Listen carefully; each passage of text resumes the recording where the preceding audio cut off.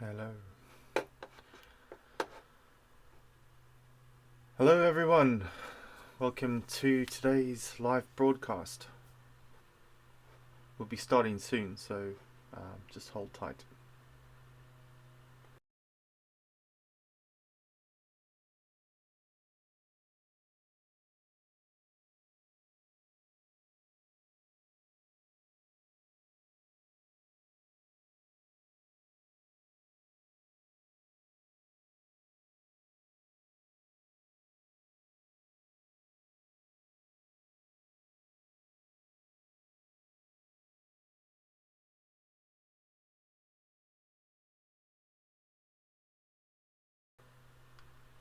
Good afternoon, everyone. So, welcome to our first YouTube live broadcast for our syntax series.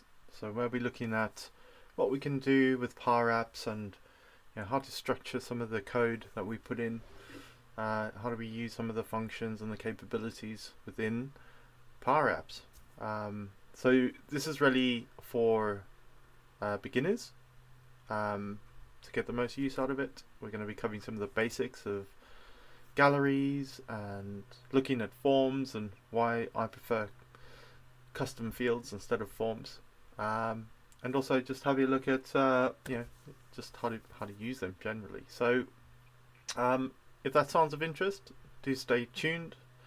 And just remember, this is a live broadcast, so I'm just going with the flow, and we'll see where it takes us. But obviously, things can always go wrong in a live broadcast, so please bear with me. And I'm fairly new to doing these live broadcasts, so feel free to interact. I think we can interact in YouTube.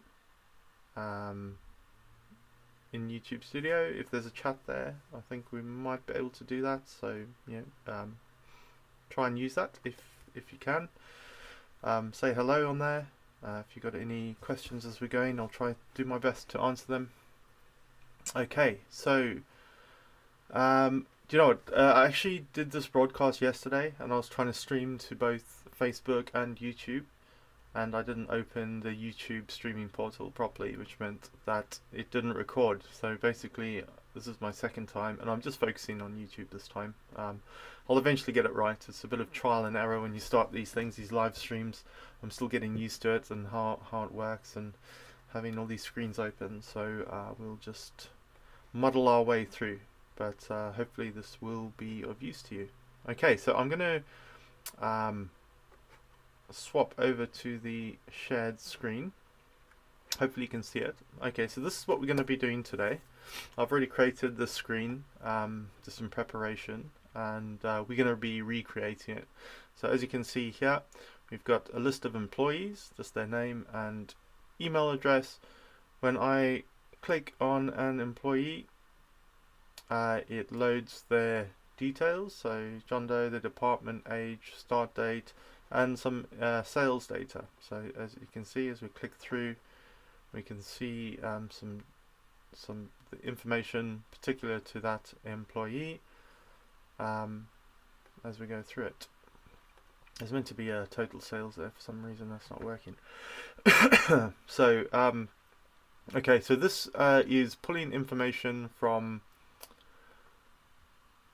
a two SharePoint lists. Yeah, we've got employees and sales data. So if we click on the employees SharePoint list, you can see we've got names, the salary, age, email address, department, and start date. And sales data, we've just got the transaction type, whether it's a sale or purchase, the sales assistant. Now, the sales assistant matches the employees. So to be a sales assistant, you have to be an employee as well. So you'll anyone in here has to be an employee. So there's basically a relationship between these two tables. The amount of that transaction and the date it occurred. So there's no real relevance to this. It's just data that we can use in our example. Okay, so now we're going to recreate this. Let's have a look at what we do. First of all, we need a new screen. So I'm in YouTube Studio over here. I'm going to just open up a blank screen. It's asking me to connect to data sources, so hopefully everyone knows what data sources are. You can click. You can see I've just clicked on the cylinder in the left-hand column menu. I've got two data sources. Basically, these map directly to my SharePoint lists. So they just a connector. They just something that map my Power App to the SharePoint list, so I can access the data. And it's very easy to set those up. You add new, go into here, SharePoint, and then you just connect the account that you're using to connect, and then you click on your SharePoint site, and you just find your SharePoint list that you want to add, tick them, and click connect, and that adds them in here. So it's very easy to add in those, and obviously you can add Excel spreadsheets, and also there's loads of connectors in there, databases, wherever your data is stored, you can pretty much connect to it.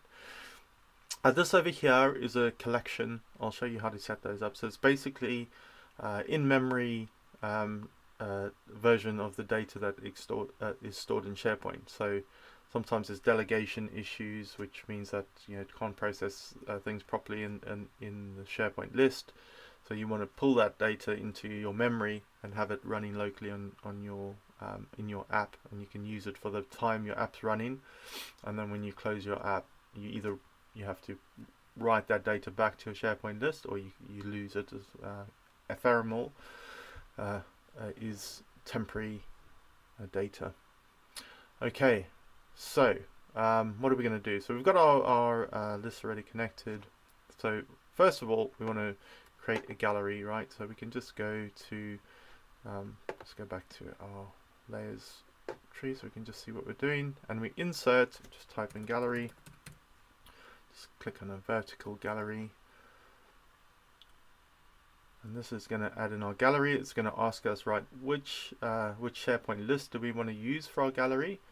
We want our employees, so we're going to click on our employees, and here's the gallery. Now, what is a gallery? So a gallery is just an easy way of representing some select fields within your data store. So obviously here you've got a SharePoint list. There's loads of data in there.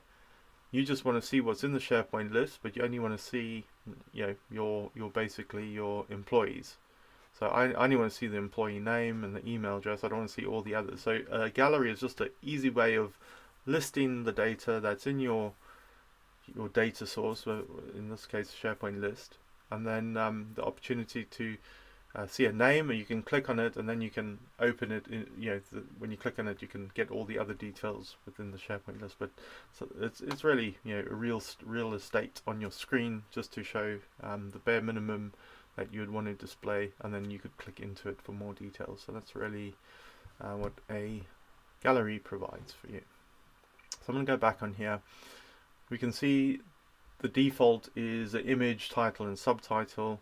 I actually just want a name in there, so I could just go in here and delete these. Just remember, in a gallery, whatever you do on the top row, it just automatically does it to all rows in your gallery, so you can't actually edit these ones, but whatever you do here, it replaces it. So I can either, if I just click on the gallery itself, just the full thing, I can either go in here and just click on title, which will just give me one row, or I can go in there and just delete it, delete the field. So I'm just going to do it the easy way. Click on here, the title.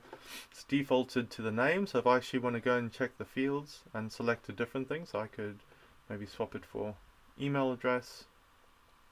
I can find email, yeah, so I could put an email address or anything, any column that's in here I could select, but probably the name's the best one for this. So let's use name. Where is name? There we go. Cool. Alright, so that was easy. So I've got all the names that are listed in my SharePoint list there. You can see it matches. It's nice to make things look a little bit prettier, so we can put a border around it. We can change the color. Let's go for this color, and it'd be nice to put a heading on as well. So we could just go insert a label, text label, and we could drag it and just click it on there and put it over there. Make it a bit bigger. There we go. Put it in the center. Change the background color of the label to something a bit darker. change the text to white. You want a light color for the text of the dark background, and then you want to change the text to just say employees. Okay, so there we've got our employee list. Actually, these are really big, so we don't need them that big. We just want to make them about 13. You can see I've made a change to just to the top one, and it's changed all the others. The same if I make this smaller over here. It's going to do it for all of them. All right. So, and I can actually bring this in a bit. It doesn't have to be massive, and I can just drag this in like that. Just put it over there. Make this a bit smaller as well.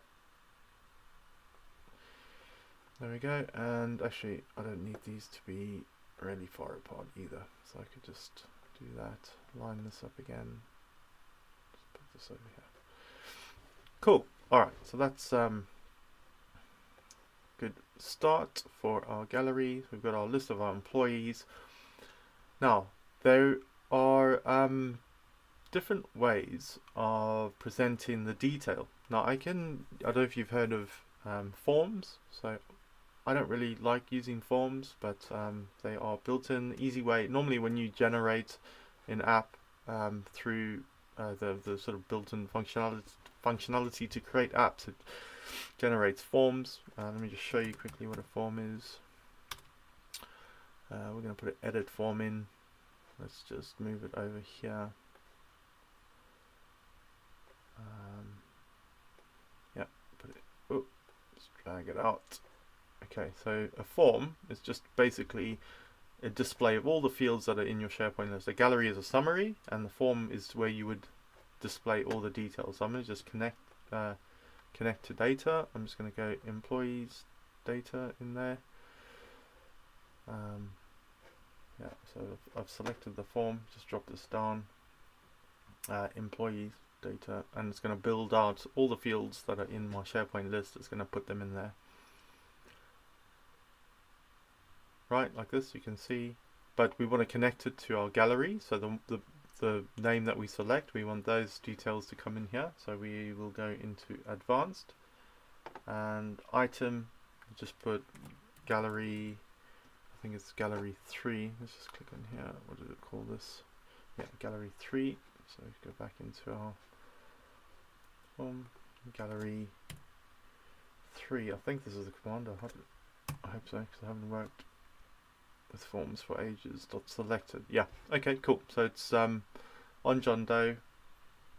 Let's just play it quickly. So whichever one I click on here, you can see it fills in their details. Okay, but the form is, it's quite structured and how it works, and you can make some changes. So you can set it to, I only want 2 columns in my form, and the layout to be horizontal, so you can play around with it, but it is more difficult to work with. You can see it's got these control types that are put in here, and they can be a little bit finicky to get the way that you want to display it in an app. They're quite structured and fixed. So what I tend to do is just create my own, which I find much better to work with. Although, there's different ways of, you have to use the patch function to write it back and all this kind of thing, where with this form you could just do update form, and then that automatically updates the backend. So I suppose it's a personal preference, but I tend not to use forms too much. I'm just going to delete this quickly. What I do like to use is containers. So containers are a way of grouping information.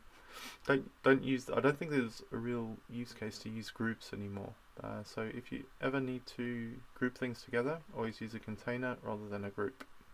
Is my suggestion. Okay, so we've got a container here. We want you can see it's created the container name over there. I want to put a header on my container, so Control C to copy, click on my container. I just Control V, it's going to copy that header into my container. You can see I can't drag it out of the container, and even if I try to, it's stuck within there. So everything within the container is stuck in there. Okay, I've got I'm going to call this employee details, and I want to have some labels in there. So what did we want to have in there? We have email address, so let's go email. Just going to create a few copies of these. Control C and Control V, just copy 2, 3, 4, I think they were. So let's go copy, just putting them under each other. So email, what else do we have? Age, department, age, salary, department.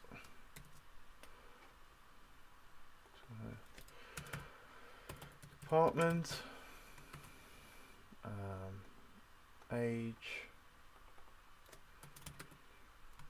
and salary. Let's say that's what we wanted to display about our employee when we clicked on them.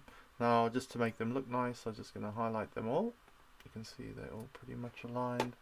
I'm going to push them to the right like that, and then I'm going to create a copy, Control C and V, create a copy of all of those, and we're going to move them there. I'm going to push these to the left because this is going to be the information related to each, and I'm going to I'm actually going to set this, I'm going to delete the text, and I'm going to set this to gallery, which is the gallery that we just created, gallery 3 on the left, dot selected, which means whichever name I select by clicking on that box, dot selected dot name.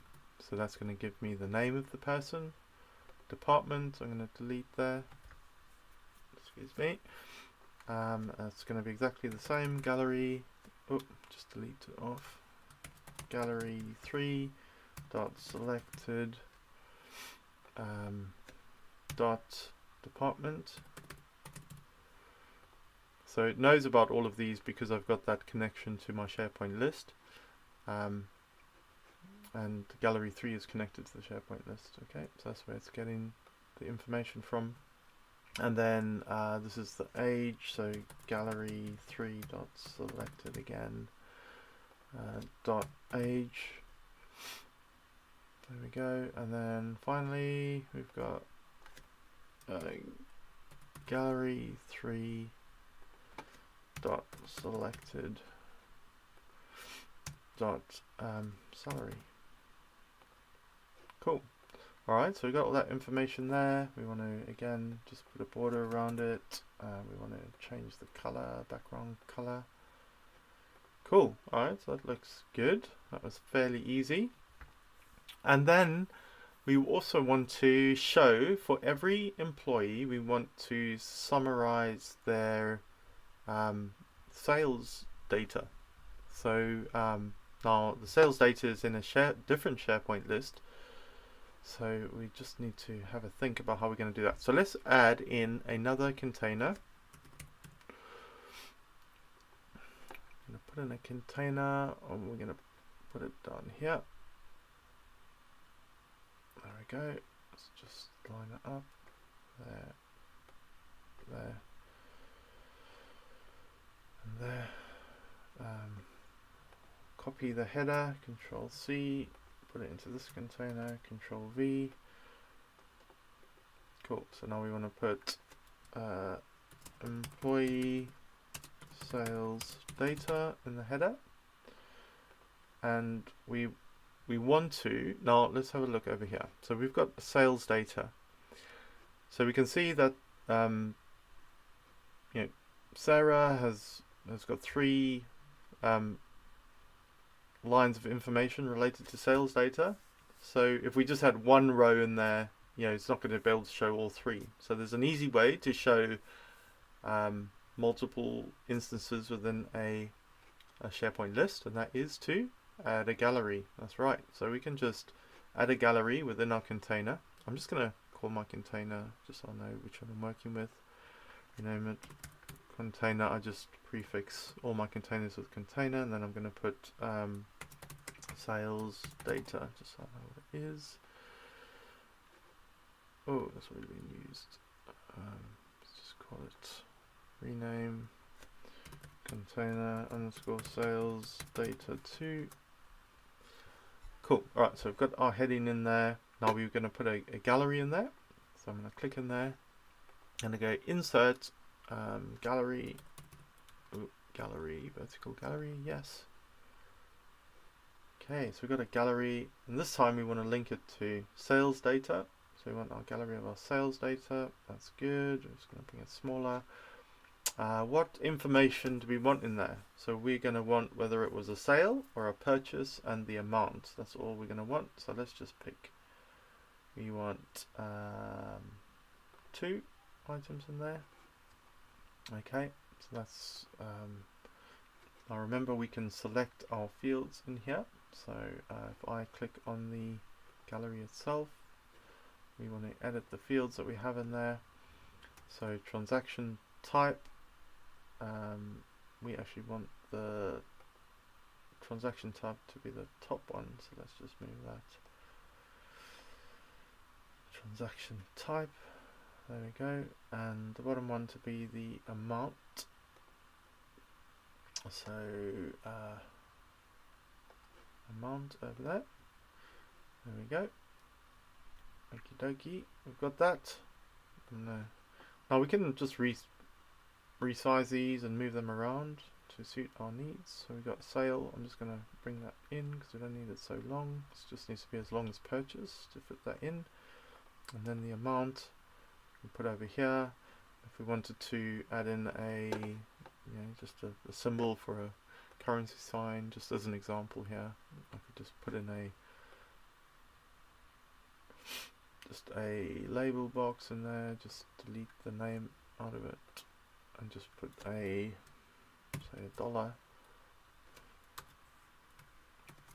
in quotes, inverted commas there, $, there we go, and I'll just bring that in a bit, put it next to the money. Okay, so this is a little bit messy, guys, just bear with me. I'm going to highlight both of them and make them 13 just to make this size a bit smaller, and we can bring, we actually don't need this because there's no point, we're not going to be clicking into this data, we're just basically listing the data that we're interested in seeing for that person, right? So we'll delete that, we don't need it. We'll bring this up like that, we'll bring the sides in. Yeah, bring the sides in, bring the bottom up. Oh, it's showing us all the data, right? You can see for everyone at the moment, because it's basically a gallery of that SharePoint list. So it's got everything in the SharePoint list, and I'll show you how we can filter that to our selected person. Okay, cool. So do we want to move this up a bit, and do we want to push it to the right?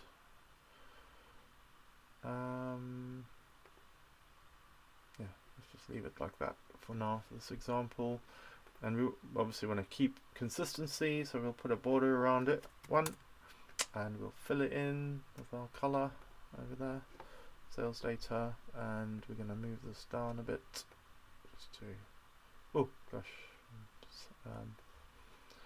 select both of them and move them down a bit just to. Okay, alright, so what have we done so far? If we push play, if we click on any name here, it fills in the details about that person. Just to note, this little button here is this, it just selects the parent. If you just do that for all your gallery, this will be on by default. It basically just makes sure that that's selected, and then if you want to represent the details in there, don't forget on here, we just refer to gallery, this gallery, whatever's selected, and then the field name. Okay. Now over here in this one, we've added in a gallery that references the sales data.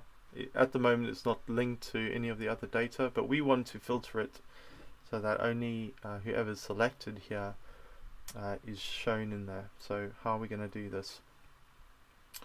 Right, so we need to apply a filter onto onto this gallery, right? So filter, so simply type in filter.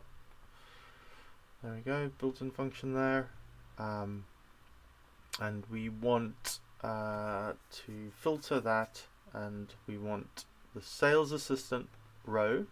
Yeah, we want the sales assistant row to be equal to whoever the name of whoever's selected over here. So we want to filter this the data source that is pulling, okay, and we want it where sales assistant, there we go, is equal to gallery or gallery 3 dot selected dot name, right? Name, because the name of the sales assistant is exactly equal to the name of the person over here. You can see, yeah. Right, okay. So is that working? Let's have a look.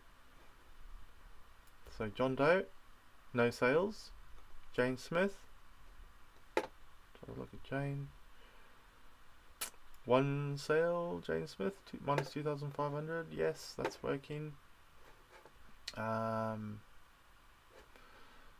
Mike Johnson. Yes, 3 for Mike. 1, 2, 3. And Sarah. Yes. So that looks like it's working. And what would be useful if we had some sort of total at the bottom, which added up everything. So let's see if we can add that in. So we're going to make this a little bit bigger so we can have a total. We're going to add in a text label here at the bottom, and we're going to go total sales or total amount over there, and we're going to copy and paste it, Control C and V in there, and we're going to put the amount, okay, and the amount is going to be the sum of all of these, right? So how are we going to do this? Right, so the sum, we're going to just delete the text in there. So there's again a built-in function called sum, right? Now the number. So the number that we want to do is actually going to be a filter, right? So we want to filter the amount table. So we want to add in this. We want to add together the amounts where there's a filter where the name is equal to the person who's selected, right? So that's what we're going to do. We're going to use a filter. Okay, so just exclude the sum. So we've made the sum. Now pretend there is no sum. We're just going to use a filter because we want to filter it down to, we only want the people who we've selected, right? And the column associated to that, right? So we're going to go filter. There's filter.